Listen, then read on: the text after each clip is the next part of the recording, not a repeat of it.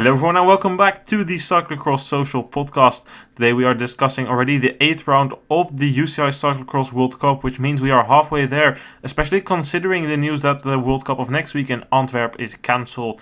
Nevertheless, we will focus on the race that did happen today in Besancon, a new race on the calendar, and I am joined by Issam and Twan to talk about that. Hello. Hey everybody. I said Besancon new on the Cyclocross World Cup calendar. Not an entirely new race. It was in the Coupe de France a couple of years ago, hosted the French Championships. And today we saw a parcours that was a perfect cyclocross parcours in my opinion. And Issam will tell us what happened in the men's race there. Indeed, the 8th round of the World Cup. It was from the start we could see that Rijnkamp was very strong, or at least its beginning was very strong. But after a while, it was very clear that we were going to look to two guys, and we were going to have a battle with two guys, Iserbyt and Toon. Toon was a bit stronger overall on the parcours, but Iserbyt was having his moments. Aerts was able to put Iserbyt on a lot of pressure. Behind them, it was Laurens Sweeck that had an issue with his shoe, which hampered his chances to get on the podium. And because of that, there were two guys that were playing for the last place on the podium with Ronhaar and Michael van Toerenhout. But the battle we had, a bit of an older battle, legendary battle in a way, with Iserbyt and Aerts.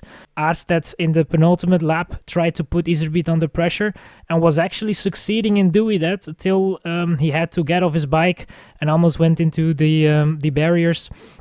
Was able to avoid them, but then fell down and tried to hamper Iserbyt, who was like a couple of seconds behind with a tackle. Iserbyt was able to not have any issues with his bike, or was not really hampered by the tackle of Aerts. Could get going and was able to have a couple of seconds on Aerts' back. And the battle continued into the last lap. They tried everything. Iserbyt was able to hold Aerts off, and in the end, Aerts was just throwing in the towel because he was not able to get closer to Iserbyt. Iserbyt made the mistake on the hill, and it was if Aerts but maybe had put a little bit more pressure on, was able maybe to snatch that first place off Iserbyt. But in the end, it's again a victory for Eli Iserbyt and dominated World Cup for him. Aerts gets second, but then the battle for third with Michael van Toerenhout and Ronhaar. In the end, it was the 20-year-old who was able to get a podium, which is very special in the World Cup for a 20-year-old. Ronhaar from Baloise Trek was able to get third place. A great battle was what we saw today. Let's talk through that race in chronological order, at least in terms of the battle between Aerts and Iserbyt. First, in the beginning of the race, we immediately saw Aerts applying the pressure. Aerts for a couple of times was able to stretch out a gap on Iserbyt. It was never a major gap. I think the biggest it was 5 seconds. What were you guys thinking in the early stages of the race between Aerts and Iserbyt? Did you think Aerts had it easily, Iserbyt had it easily, or perhaps that it was going to be a toss-up? I thought it looked quite good for Aerts, to be honest. Iserbyt just not quite being able to stay with him, and I hoped there would be like that one lap where he was just able to link everything together, and like the gap would grow out toward Iserbyt to something like 10 seconds, and then it would just snowball and become quite a bit more, but it never did quite happen. I can only agree with that. I think Aerts was having the stronger moments. I think Iserbyt capitalized a little bit on mistakes made by Aerts. Iserbyt was also making a couple of mistakes, but just in the technical parts of the race, which weren't a lot, but there were a few. I think Iserbyt was able to just have that little edge over Aerts. But overall, if you look to the complete race, I think Aerts was just a bit stronger, just a bit better. And in my opinion, threw away a race victory, because I think he had this in the back, especially going with that attack in the fifth lap. Yeah, I thought in the early stages of the race, Aerts was stronger, but Iserbyt was taking a lot of risks, and it paid off for Iserbyt. Iserbyt had the better technique today. I mean, I could see that Aerts was stronger, at least definitely on the flat sections. On the flat sections, he was able to stretch a gap over Iserbyt, lap after lap again. He opened a couple of bike lengths after corners on the power acceleration, not the pure acceleration. the pure acceleration which you needed to get up onto the hills, that was the advantage for Iserbyt. Especially at the third part of the course, which is like the final part where you go towards the finish. There are a lot of these small hills here, and we could see, it was super interesting to see, Aerts preferred the short line and then to run up the hill. Iserbyt took a wider line, accelerated, sprinted up the hill, and for most of the laps, it wasn't really that much faster for Iserbyt.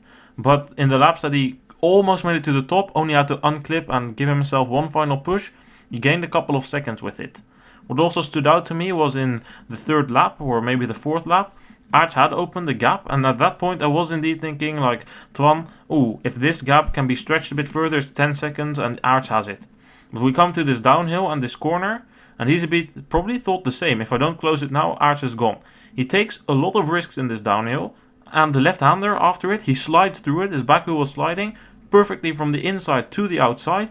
He closes 3 or 4 seconds like in a corner and a downhill. So I think that is what kept Iserbyt in the game in the beginning, his acceleration and then the technical part. But then as we come towards the final phase of the race, which Issam was already talking about briefly, then really the power of Aerts came to the front, and that was eventually what almost cracked Iserbyt. Do you guys think Iserbyt cracked with 2 laps to go before Aerts made that crucial mistake? I don't think he cracked. I think he, obviously the gap was there, and he was not able to kind of give an answer to Aerts, but we don't have to forget the gap didn't grow that much. It was there, it was almost going to 10 seconds, I think even less, but it was never something major. There was no... I didn't feel at least that it was going to be very dangerous for Iserbyt. One mistake, especially on the parkour like Besancon with the mud today, and it's, you're back at it. So I think that Iserbyt definitely was having difficulties in that 5th lap, and I think that if Aerts would have been able to like maintain that gap for a little bit longer, I think that the mental part is going to play a role, and then maybe Iserbyt is going to be like, I think today is just not going to be it. But unfortunately, Aerts was not able to do that, and I think it's just, I see it personally as a loss from Aerts and not as a win from Iserbyt. I think Iserbyt obviously won, and he's going to be very happy with the points, but I definitely think that Aerts just really, in a way threw away a race, and I think that also... just the way that he did it, especially with the tackle, I mean, in my opinion, that's just a bit wrong, not something that should be in the sport. And yeah, I don't know how you guys think about that. I think it just looked very clumsy. I personally think Aerts was taking way too many risks there. He had opened a pretty significant gap of already 6 seconds, and especially, I do think Iserbyt cracked. Going into the penultimate lap, I could see Iserbyt was looking different than the laps before. I could see his face expression change, and in the beginning he was still able to like compete with Aerts. We saw him take alternative lines, cut across, trying to get into the front, and that disappeared the further we got into the race. And I think Aerts really put him under a lot of pressure, and his technique couldn't compensate for that anymore at that point in the race. And Aerts opened the gap, and that was going all in, is what he said. And we could see that. But I think going into that corner, he was taking way too many risks. He came in a lot faster than the laps before. He was taking a sharper line. And he lost control over his bike. And it just looked very clumsy. Iserbyt said after the race that he thought Aerts had no intention in tackling him. We don't know. Aerts obviously said that he didn't have the intention to do that. I don't know. It looked very clumsy. If I look at it, I saw that Aerts never saw Iserbyt. He was probably just thinking, I need my bike, I need my bike, I need my bike, I need my bike. And then he obviously almost bumped into Iserbyt with a tackle. But on the other hand, I don't know. I mean, if we compare it to another very controversial incident which we had in the 2015 Belgian Championships, where Klaus van Tornout became champion, he crashed on an uphill and was also struggling with his bike, and then he eventually threw his bike before the chasers, Van Aert and Rob Peters. There we could see the intention. Here, the entire thing looked so clumsy. I'm willing to give Aerts the benefit of the doubt. What do you think, Twan? Was it intentional or was it just clumsy? I don't know. I think you're trying to get up as quickly as possible, and you're trying to put out your foot, trying to get like a little bit of grip with resistance, and maybe he just like it slid too far, and maybe it was a little bit convenient for trying to get Iserbyt to stumble. Yeah, like weird things happen. Like he just crashed clearly. Nothing was going to plan at that point, so I think he was just trying to get up as quickly as possible. It certainly looked weird, and I think he threw away a victory there. I think, as I said, I thought Iserbyt cracked, and then after that, Aerts was too eager in the last lap. He made too many mistakes. Without those mistakes in the last lap, he could have still come back, in my opinion. I think he would have been able to do that. He almost closed the gap before making an unnecessary mistake, and then he started pushing even more, and then he made another mistake on the off-camber. Do you guys also think that he could have been able to come back despite that crash, but without those mistakes? Yeah, why not? And especially, like I said, on a parcours like this is, one mistake and you can lose a lot of seconds. And he experienced it himself. Iserbyt did the same the last lap. And I would assume that if Aerts didn't make the mistakes, he would have been there with him, and it would have been a bit closer. If he would have been able to overtake him, I don't know. But it would have been closer for sure. And yeah, it's just a shame. It's a shame that he wasn't able to finish the battle off. I think he was the stronger guy, especially if we now discuss the fact that if he could have been back in the wheel of Iserbyt after in the last lap or not. I think we just have to conclude that he was the stronger guy. But Iserbyt was just a bit smarter and a bit more technical, and that also brings you victories. And I think that if you look over the whole season of Aerts at the moment, it's all the time it's the same. It's sometimes it's very good, and you're like, okay, well, next week is gonna be a bit of the same, and he's gonna be again having a dominant performance, and then we go the next week, and it's also not like really not there. And it's I don't know what to say, to be honest. I think it was mainly a shame that his head dropped in the last lap. At least that's how it looked. He could have also massively overcooked, but when Iserbyt made that mistake, normally if you make a mistake in the last lap that costs you 10 seconds, you're done for the victory. But here, I mean, it just went so quickly for Aerts, and then once Aerts saw Iserbyt again, he started pushing again. But then again, like, I don't know, I think Aerts overcooked, and then also his head dropped a bit. But I think, once again, as we just have to conclude that Aerts somehow gave it away, threw it away, and sometimes you just have days that you're unlucky, but on a tough parcours like this, it always comes down towards the rider who makes the least mistakes. If you have two riders, Iserbyt wasn't even that much worse than Aerts. I mean, we make it might sound like we think Aerts was some kind of god today. That's definitely not the case. I think Iserbyt was super strong today as well, and that has to be said, because normally this isn't the type of parcours, and certainly not the weather conditions that we associate Iserbyt with. Yeah, for sure. I think I saw some people kidding about a bit referencing Namur, and he showed today that he can still do it in this sort of temperature. Of course, we already knew that. It was just a very bad day there, and he was very competitive with Aerts, and I mean, you have to be close enough to actually benefit from the mistakes that he made.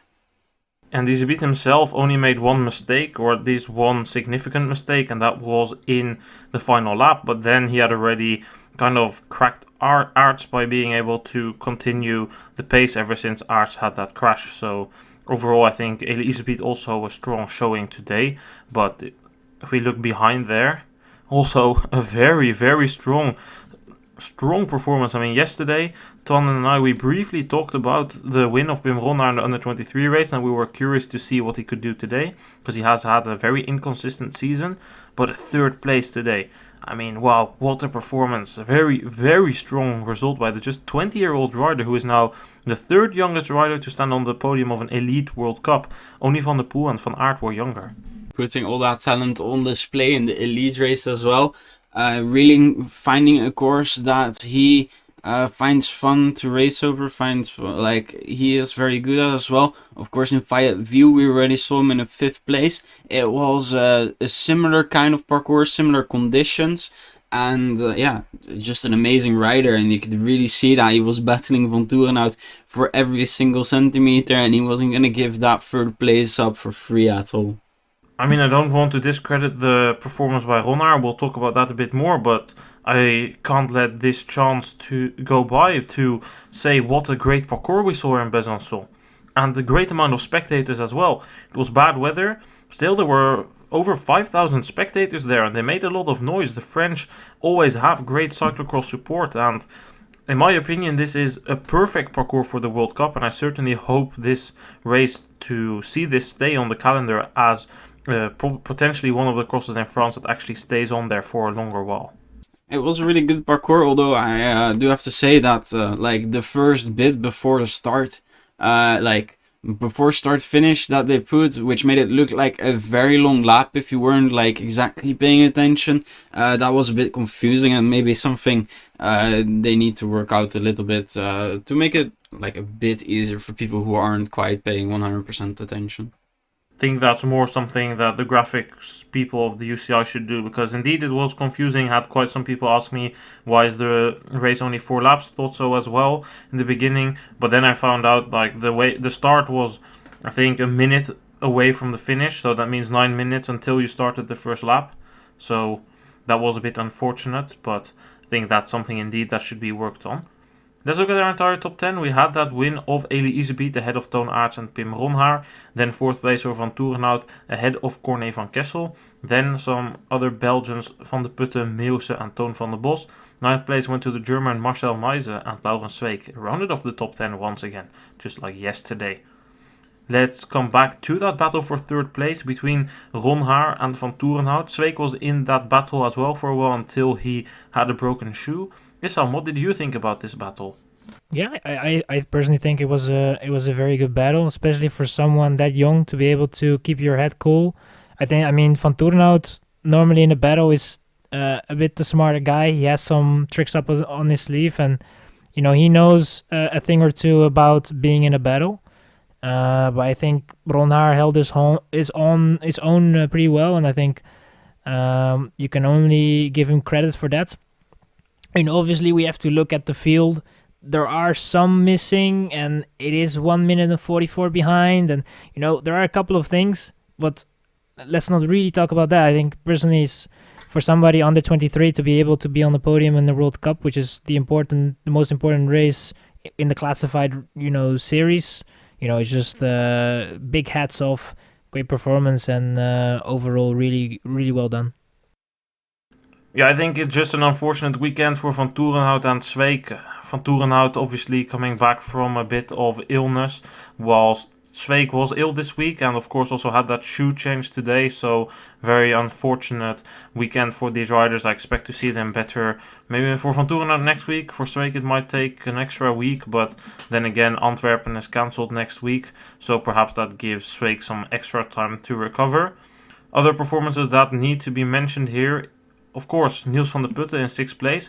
I think he also put in a very solid last lap, and for him it's kind of the same as we saw in Waterloo. Conditions were also somewhat the same as we had in Waterloo.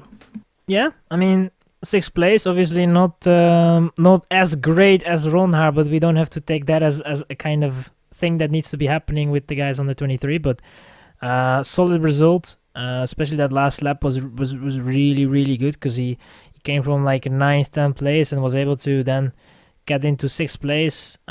Things we see from Van der Putten when he is a bit more in his mojo, when he is in his rhythm, when everything goes a little bit better than in some races. And he's a technical guy. He's super strong as well.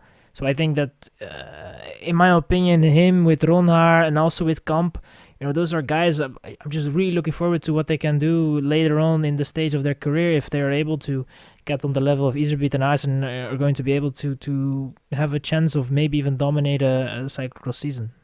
Definitely a good result, and in the last lap he overtook Tom Meuse.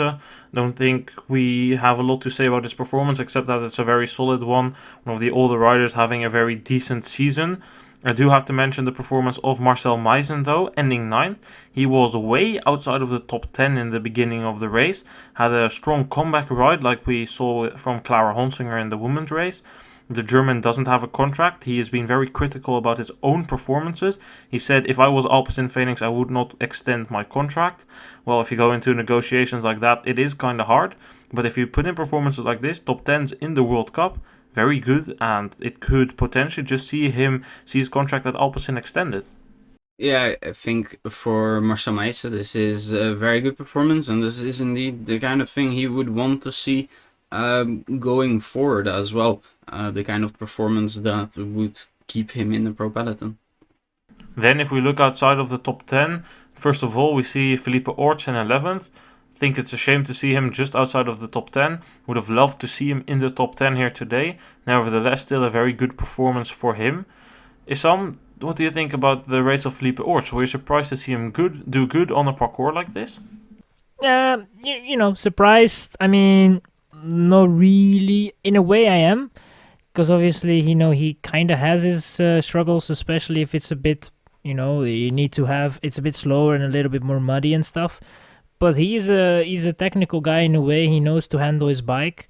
And I think he's maybe a little bit disappointed with just being beaten by Sveik for a place outside the top 10. I think that he's maybe a bit positive about his race overall, but not so positive about his positioning in the end.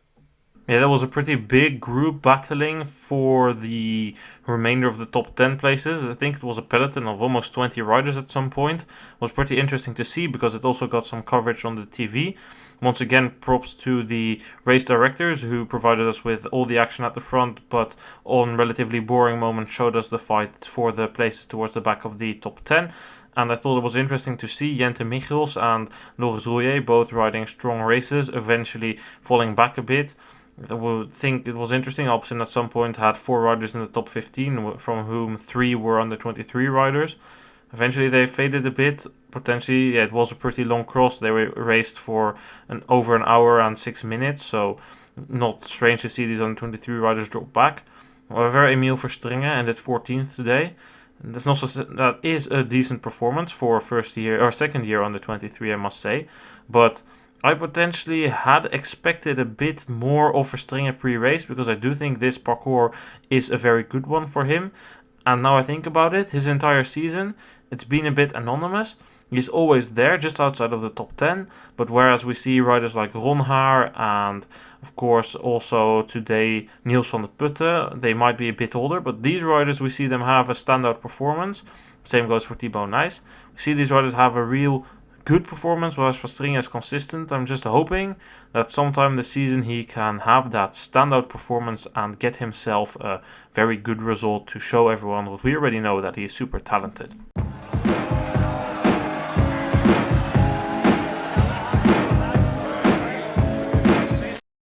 Now we can proceed to talk about our women's race. Twan, give us a summary of that race.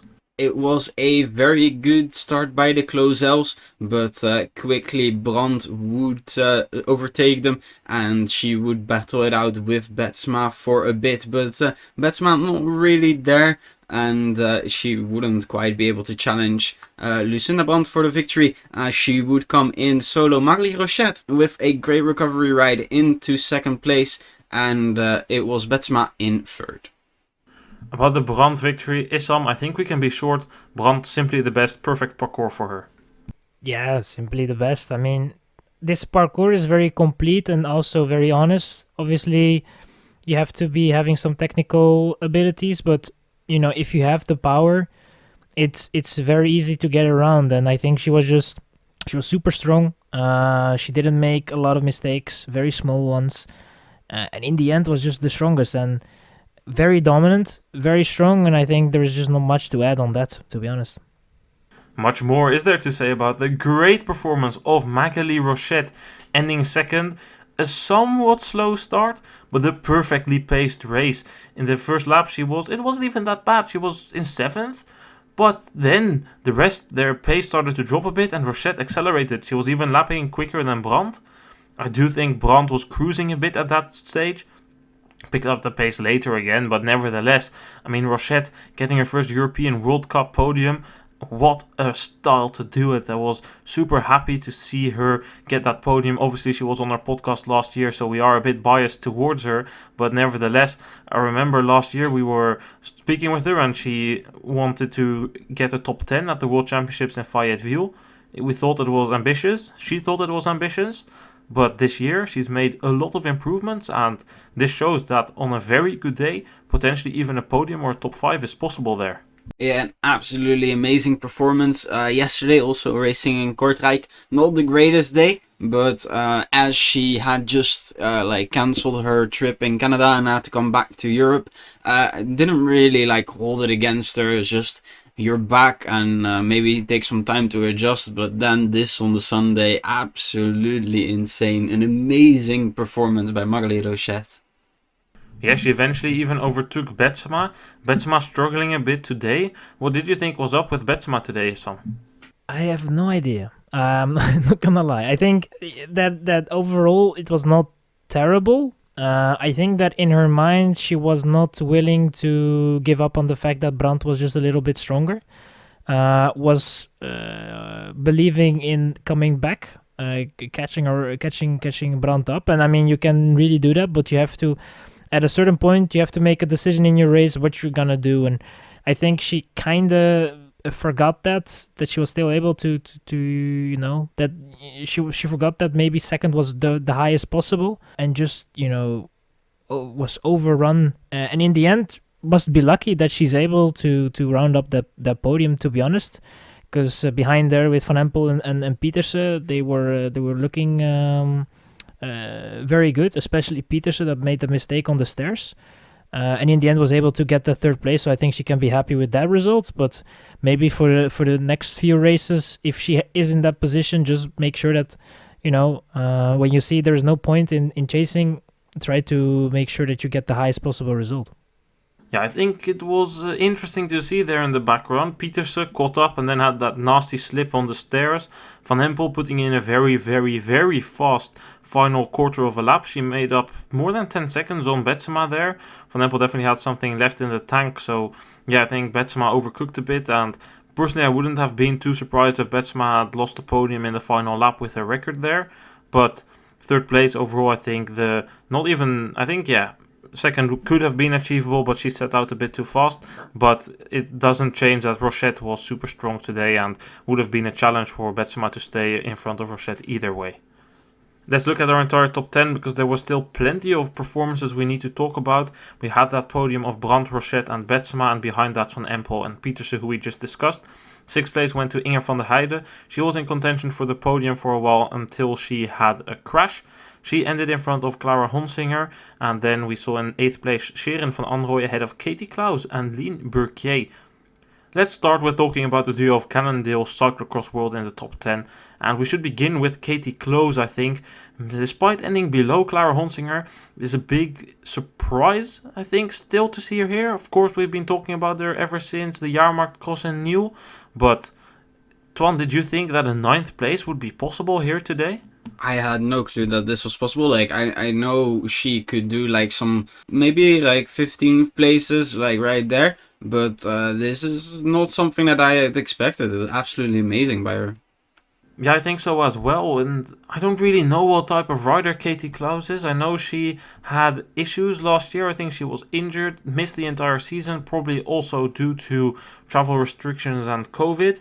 But in 2019-2020, she ended 4th at the World Championships in Dubendorf, under 23 that is. That was also a muddy parcours, somewhat similar to today. She ended ahead of Manon Bakker and Inge van der Heijden there. I have to say, she was a bit under the radar then. I missed that performance, even though I was there in Dubendorf. I didn't remember that, only until I started looking into her results, is when I saw that she also ended 7th in Bogense at the Under-23 World Championships for when she was still a junior, that was. So she has shown some potential, and especially this year already in the States, in the USCX series, we had seen something of that. But I'm still pretty surprised by this, and I'm looking forward to see what she can do in the future, because as I said, I love foreign talent, and with foreign I mean non-Dutch and also non-Belgium, even though a good Belgian rider in the women's category wouldn't be bad. I think, if especially considering her good start, That's quite the opposite of Clara Honsinger. I think these are two riders that we can still enjoy in the future, Issam. Yeah, let's hope so. I mean, obviously for Honsinger, we know that it's that she definitely still has the potential to grow in her starts. And for Katie, it's basically just make sure that you get those races in, make sure that you get the experience, and then it will come with time. And I think this is just a sign, like this parcours in Besancon is a beautiful parcours. It's a parcours that is very honest, like I said, and you're not getting a top 10 for free. You don't get it granted. You really have to work for it. And she did very well. So I definitely think that there is something to build for her, and it would be great if we have an American being able to challenge the Dutch women in the future. And I think there's plenty of opportunities for that. I mean, Lynn Burquet, another strong performance by her. 10th place, also a good ride by her. Though she wasn't really in the broadcast a lot. I think it's definitely worth mentioning that she ended 10th. I think for Honsinger, we should briefly talk about that. What did we guys think of her race? It's a bit disappointing. It's the kind of parcours where I would hope Honsinger is actually more in the position of Rochette, challenging for the podium positions, and instead she is quite far away. Yeah, she again had a very bad start, and then eventually once the diesel kicked in, it did improve. I don't think she's in her best form at the moment. That's also not necessary. That will come over the Christmas period. But yeah, I would have expected her to be a bit better, at least with Peterson and Van Empel. Nevertheless, I think it's a solid performance where she can move forward from, and the same goes for Bakker and Ribeiro. Once again, signs of improvement for these riders, which is good to see for them. Bakker and Ribeiro, I mean, they do find a parcours here that suits them, but still then, if we look at the general trend, it's going upwards. Do we have any expectations for the rest of the season for these riders? You know, there is still plenty of time in this season. Obviously, the classifications are getting harder and harder to get a better position in. So, you know, obviously that is going to be hard. So I think for them it's going to be a case of trying to focus on the championships, the national championships, and also the worlds, I guess. And you know, and just make sure that every race is an opportunity and to improve and to be better and have a better result. And I think the December month is going to be very busy. A lot of races are going to be there, and I think also a lot of opportunities for the women that are just a little behind on the ones that are regularly in the top 5 to pick their races and make sure that they have a chance to be in the top 10 or in the top 5 in those races. A couple of unlucky riders I would still like to mention here. We had Annemarie Vorst in 16th. She was last weekend's winner in Kokzijde. She had a somewhat disappointing weekend. Not great yesterday in Kortrijk either. But I think for Vorst, today the issue was clear. She crashed in the first lap, got cold, and probably some issues with the back as well. And two other unlucky riders, Anna Kay and Olivia Honesty, both from the Star Casino CX team. Kay and Honesty crashed at the start line, and luckily for Kay it was not on the collarbone she broke, so she is fine. At least that's what I saw from her social media. And then a final mention here, Marie Schreiber ending 20th, first year under 23 for the Tormans team. She said she finally had the good legs and the form she's looking for. Looking forward to see what she can do towards the rest of the season as well. I think we've covered it here then for the World Cup in Besançon. However, Twan, I know you still want to say something about the Spanish cross of today. Yeah, today in the Spanish cross in Basque Country, it was a Basque rider that managed to take the victory. It was Gorka Itzagirre who again made the step toward the field, and it was successful for him as well. Really fun to see, of course, a road rider racing in the cyclocross, and he and his brother usually do this as well, so it isn't a one-off thing as we already know. Well, then I think we've covered it for this episode of the Cyclocross Social Podcast. Twan and Issam, thank you for joining. Thanks for having me on. No worries, thank you for hosting. One last thing, very unfortunate news that the World Cup in Antwerp got cancelled. How are we guys looking towards the rest of the season? Do we think this is a one-off, or do we need to fear that more races are cancelled? More races are going to get cancelled. It's hard to say it right now, but the situation how it is at the moment in Belgium and the Netherlands, where the most races are situated, the situation doesn't look great. The cases are going up, and that means that the pressure on the healthcare situation is just, it's getting harder and harder for them to control. And then measurements are going to be taken, and then we have to see if the races are going to be able to, without the fans, are going to be able to still organize a race. We have seen already Antwerp, which in my opinion I thought was financial very healthy in a way, but I guess they don't want to lose the money or think that they will lose more money organizing it. So in my opinion, this is one of a few. So yeah. I still remain somewhat optimistic. Twan, what do you think? I think that some races will definitely be able to organize, like last year we saw it as well. Plenty of organizers behind closed doors. It's obviously a bit of speculation, but I personally think that we should not expect all of the races to be cancelled. I don't think the season is under pressure, but I do expect races like Loenhout and Diegem, which are organized in city centers, to struggle. I think, as you said, like there will be some races that will have to be cut from the calendars, which is very unfortunate for everyone involved, I think, for the riders as well as for the organizers, for the fans. But unfortunately, there's not much you can do. You have to respect the rules, of course, and the organizers that are able to help and in this time and to actually still organize the races, like they're doing an absolutely amazing job. And everyone still wants the season to go on, of course, as best as possible. Then I think we've really had it for this episode. Next weekend, luckily, still the Super Prestige in Boom on the calendar, which means the comeback of Wout van Aert and Mathieu van der Poel. Of course, we are looking forward to that. We will be making a preview podcast for that race somewhere this week, so stay tuned for that. Hopefully you guys enjoyed this podcast. I once again thank Twan and Issam for joining me, and we will be back later this week with a preview for the Super Prestige in Boom. See you guys then. Goodbye.